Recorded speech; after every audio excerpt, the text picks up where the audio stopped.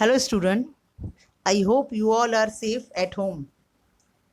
Today I am going to explain you the chapter number 13 of social science, that is India, location, geological structure and physiography part 1. Now children, let me explain you that why India has become a place of cultural confluence. Okay. India holds a strong and unique position among the countries of the world. It is a very large country with one of the oldest cultures of the world. India has the largest democracy in the world. Due to India's rich culture and warm approach, it has welcomed people of all the religions and race. India has always remained neutral towards all religions, people and races. This is a unique characteristic of India. Owing to all these reasons, it is said that India has become a place of cultural confluence.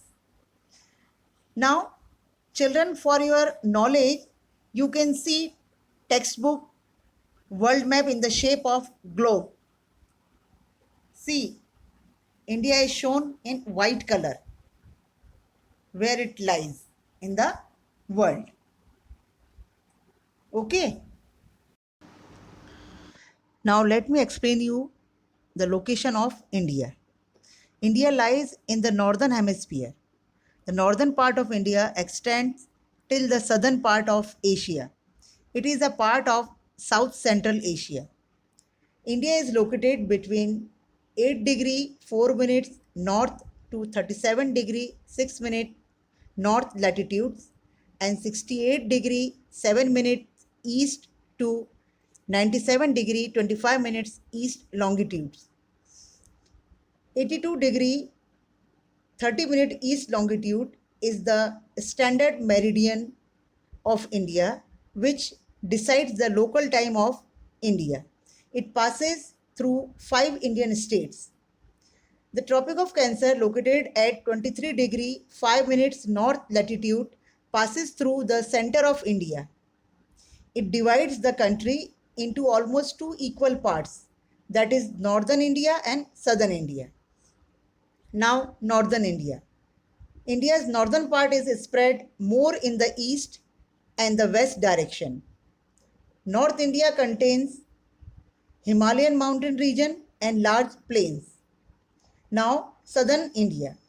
The area to the south of Tropic of Cancer has a triangular shape. You can underline this sentence. It can come in 1 mark. It tapers as one move southwards. Now, Arabian Sea is located on the left of India, Indian Ocean at the bottom, and Bay of Bengal on the right. This means that India is surrounded by water on three sides. Hence, it is called peninsula. Now, children, you should know what is peninsula. A peninsula is that landmass which is surrounded by sea or a large water mass on its three sides. Now, the southern part of India forms the peninsular plateau.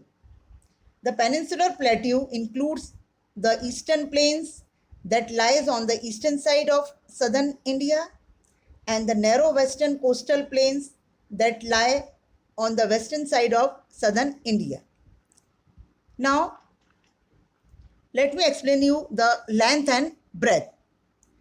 In terms of the latitudes and longitudes, the extent of India is same in north-south and east-west direction. That is, the extent is almost 30 degree on both sides.